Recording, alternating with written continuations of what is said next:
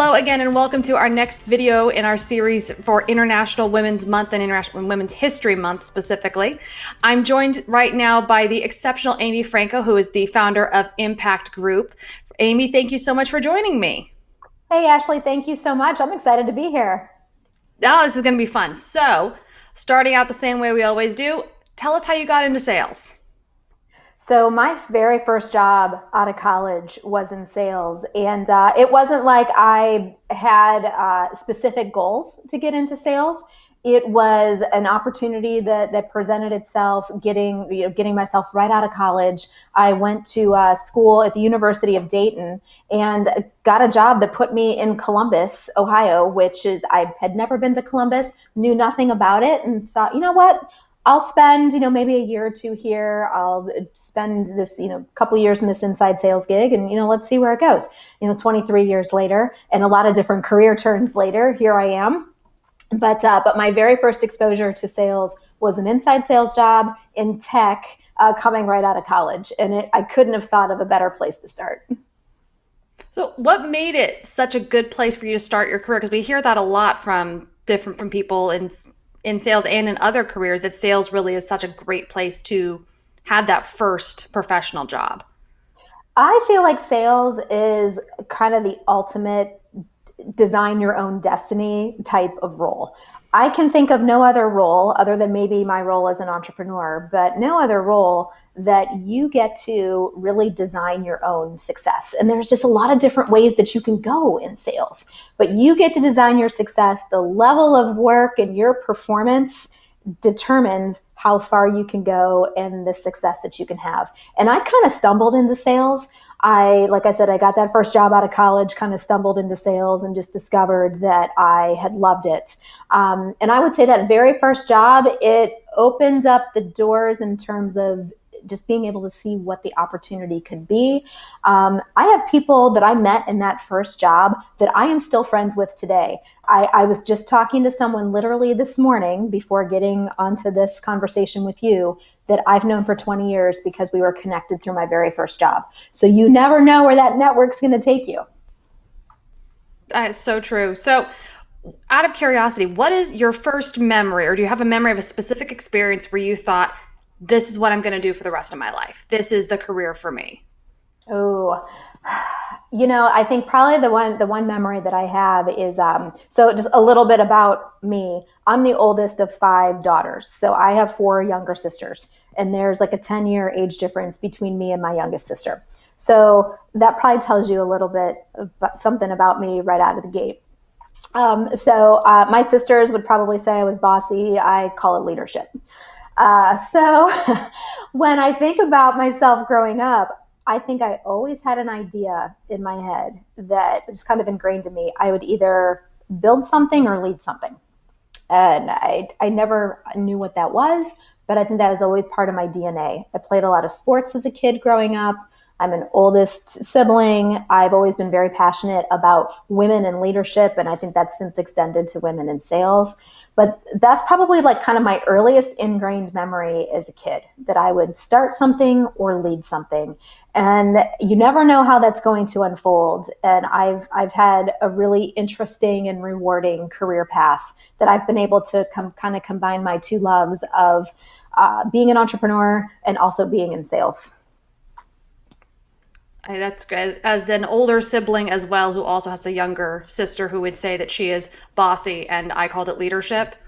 I know exactly what you're talking See, about. you get it. Oh, I tell people a lot. There's a video somewhere of my sister and I, and we're 2 years apart. My mom asking us what we want to be when we grow up. And my sister, I said president, and she said mommy. And that pretty much, I think, defines how we've ended up. So it's delightful. That's so She's got her two interesting. kids Yeah. and she's a beautiful mother. And I'm out here with my dog saying, this is perfect. And that, so going back to kind of your career, what were some of the biggest obstacles that you faced early on, especially? I think probably in terms of obstacles, I think my own you kind of don't know what you don't know when you're early on in your career. And if I had to kind of look back and think about where some of those obstacles may have been created, I didn't have a lot of formal mentorship early on in my career. I did get some later on, and now, especially as an entrepreneur, I purposefully seek out those mentors.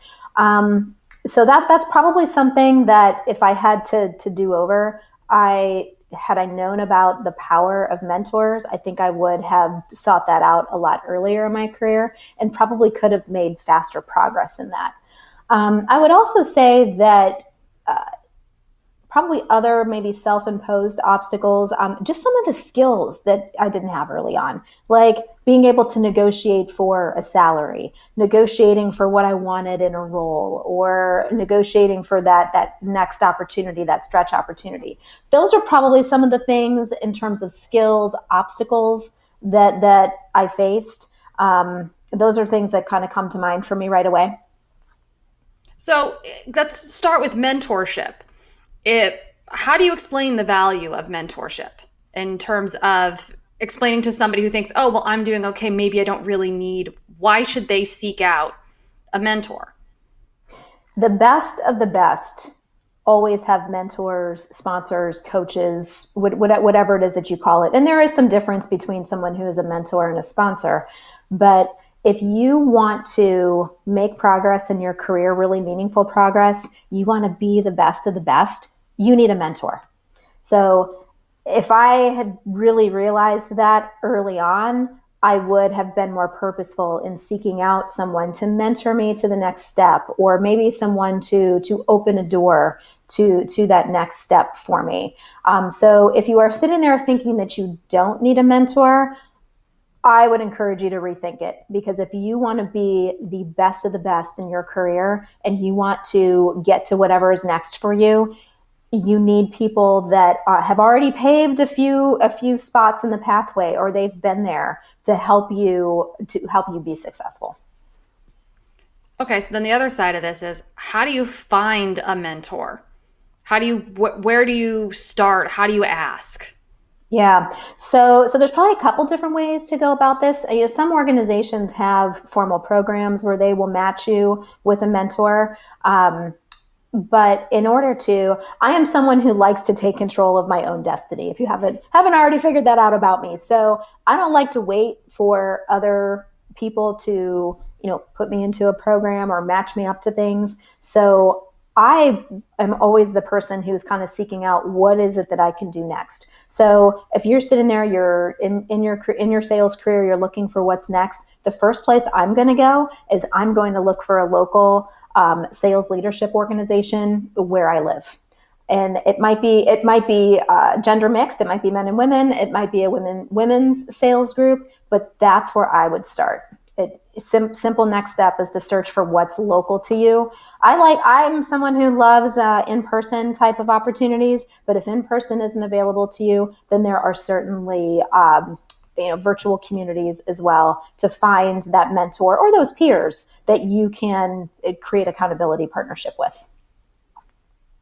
That's great advice. So we talked about the obstacles that you faced. Let's talk about some of the successes. What do you think are either your key skills or key personality traits that have helped you on your career path and helped you attain everything that you've attained? Yeah, if I could point to a couple things that I feel like either I possess or things that I've needed to build skill wise is I hands down, I think the thing that has helped me the most is continually working on my mindset. What's happening here and here is probably the most important indicator of the drive and the motivation to be successful, because we all have failures and we all have setbacks along the way. But if embracing the mindset of high performance, embracing the mindset of growth, of continual learning, I am someone who is a lifelong learner. So I will jump in and I will figure out, I will learn how to do. And I would say I also have a really high figure it out factor. There's not much that I let get in my way of figuring something out, whether it's learning something on my own, reaching out to my network, calling people that I trust. So I'd say like mindset, um, learning, and having a high figure it out factor are things that have helped me navigate a lot of different paths. And I've had a really winding career. Traditional sales role, entrepreneur, book, keynote speaker. I've had a very winding career, and every single time that I've made those changes, I've had to tap into all those things. That's so true. So, switching gears slightly, Yeah. what advice would you have for somebody who is considering a career in sales? You are making an awesome choice, first of all. So I will say that first. If you Yes, you are are. considering a career in COC, Ashley and I agree. You are making an awesome choice. So if you're considering a career in sales, so let's say you could be in a couple different places in your life. Maybe you're in college, and a lot more colleges and universities have sales programs these days, which is awesome. So you might be in college, or maybe you're a little bit further along in your career, and you're looking for what's next. So kind of assessing where you are in your career path is going to help you determine what it is that you need to do next. But you've made the decision, you are interested in pursuing a career in sales. I would talk to people that are in sales. So anybody that you know that are in sales, find them, ask them about their role, ask them about what they love about it, start to learn from other people. And then secondly, kind of back to that kind of ties into that mentoring piece. So if you can find an organization to join to get yourself immersed in sales, do that too. So talk to people, immerse yourself in an organization that is dedicated to the skill of selling and building the network of selling. That those are probably my two pieces of advice on what you could do next if you're thinking about making that move. Absolutely. And just out of curiosity, do you see primarily that people coming into sales are in that new college grad bracket, or do you see people coming in from other avenues these days? I'd say it's both. So you have your new college hires that are coming into organizations, and again, there's so many more colleges and universities running these types of sales programs, so that the talent pool for organizations to be able to hire from these universities, I would say, is a lot stronger. At least from my own experience, from when I came out of school. But I also see professional hires as well. So people who have sales experience. Maybe they have been in sales for a number of years, and they would be considered a professional hire instead of a college hire. That's very true. I'm seeing more and more unique paths to come into sales these days, and it's really exciting. So I'm curious, have you been in any situations where you think you were undervalued or underestimated? And what happened and how did you respond to that? Oh yeah, I think all of us have had something where maybe we weren't assertive enough. I wasn't assertive enough, or my skills were undervalued. And I think some of this has happened. A lot of that happened early on in my career. So when you are young, and especially as a young woman, there are definitely going to be biases coming into organizations, and I'm not saying that they are intentional biases. Whatever the situation is, but being really aware of where maybe I have sold myself short, or perhaps I didn't assert myself. That's probably one of the biggest things, is having a fear of being like, I'm in a sales situation or I'm in a new situation, and I've had a fear to assert myself, to use my voice. That is probably one of the biggest mistakes I've made in undervaluing myself. And then I walk away from the situation saying, you know what, I really wish I would have said that, or I had this idea, why didn't I speak up? I think that's something that holds a lot of women back. I know it has held me back in the past, and just our own fears around speaking up and being visible and stepping into our space and our power. So, how do you lean into that? How do you get past that mental block and knowing when to be assertive versus being concerned about coming across as too assertive or too Yeah, bossy or too yeah. whatever? How do you get past that? Yeah, so there's a book, if I could recommend, that I came across probably, oh gosh, probably 15 years ago now. The book is called Nice Girls Don't Get the Corner Office. And the author is Dr. Lois Frankel.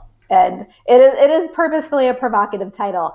And, when you first hear the title of that book, like at least when I saw it for the first time, you hone in on the word nice. And so if I cannot be nice, what are my other choices here, right? And this is especially in sales where we're building relationships and we have to balance out our behaviors, if you will. But especially for us women, we can bring behaviors in where we are, it's not about being nice, but we can bring behaviors in where we are coming across as a girl instead of a professional woman. And I see it over and over again. I've had the same tendencies in myself, the way in which we've been raised, the messages in which we've received growing up reinforces this idea that if we behave like girls, we're going to be more successful.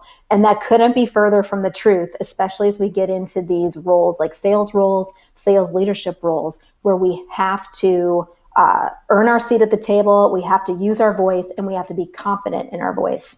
But back to your question on how I've worked on that. That book helped me tremendously because it had a lot of coaching tips and skills on how to become aware of what some of our behaviors are that hold us back, and how can we counteract those behaviors or improve those behaviors. So that's one book if I could recommend for anyone, regardless of this is day one in your career or this is day 10,000 in your career.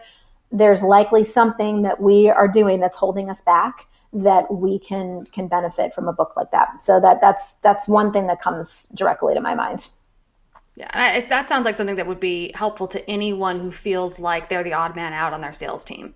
Because anytime you're the odd man, odd woman, odd race, odd gender, odd whatever, it's easy to feel like you don't want to make too many waves. So Yeah, and understanding that's really an interesting way to think about it. So I'm going to have to go look that up. But yeah, and your comment just jogged another thought, which was, I worked at IBM and at Lenovo early on in my career, and I probably had an opposite experience of a lot of women in sales careers. There was a point in my career at IBM where my first, second, and third line leaders were all women. And oh I would wow. say even today, not the norm, right? Even, a decade later. But what that did for me is it made me be able to see myself as a successful saleswoman and as a potential sales leader because I had role models and mentors in those women that helped me to see myself in that way. So you talk about feeling like you're excluded or the odd person out. I think just that experience is not the norm, but what it helped me to do is be able to see myself as being a successful person because I had people that were like me, if you will. Yeah. Representation and visibility matters. It really does. So, what advice would you have for a woman who feels that they are undervalued or that they've hit a glass ceiling and are unable to progress in their career? Yeah. So my when I get a question like this, I always go back to that. Well, especially with this value piece, is to always bet on yourself. Don't wait for someone to tap you on the shoulder, to send you to the conference, to make the investment in you. And sometimes this is a mental, emotional leap for a lot of us who may see ourselves as not valuable enough, whether we're aware of that or not, or we feel like we've been undervalued in some way. We have the power, each of us. I have the power, you have the power, anybody listening. You have the power to make the choice to invest in yourself. And it can be a small investment, it can be a large investment, but that is a way that you can take back your career destiny, your life destiny. So if you're waiting for someone to tap you on the shoulder, don't wait. Take the class, go to the conference, hire the coach, go to the association, take back control of your own leadership skills, your own skill development, and that is going to help you build value in yourself and help you be able to communicate that value to others so that you can kind of bridge that gap if you're feeling like you're not being valued enough. That's brilliant. So, last question as we wrap this up. how can we as a community continue to support and best support women as we all continue to grow and achieve great things in sales? Oh, so as I think about, what can we be doing to support one another? I would say if you're a couple things. If you're in an organization, and you're in a sales organization, B2B selling role, whatever you happen to be, find other women in the organization that you get to know. Build your network of advocates internally. Get to know other women in sales. So that's something I think you can do if you're inside of an organization. If you're in an organization, Ashley, like yours, or you are an entrepreneur like me, find the organization, seek out the organizations that you can become a part of, you can support, so that you're part of the larger community, you're part of the ecosystem, if you will, that's supporting all of us in sales, and especially those women in sales who are looking to build your skills, build your community, and elevate yourself. So those are a couple of ideas that come to my mind. Get into the conversation and choose to get yourself engaged, and I promise you'll see reward from that. All right, Amy, thank you so much for joining us and for sharing all of these stories and your insights. They are definitely giving me a lot to think about. And thank you, listeners and viewers, for watching. I hope you got as much out of this as I did. And please make sure to stay tuned. We've got a lot more of these coming up all month long for International Women's Month, and we're thrilled to have you, and we're thrilled to hear what you think of all of these insights and share where you're up to in sales as well. Stay tuned.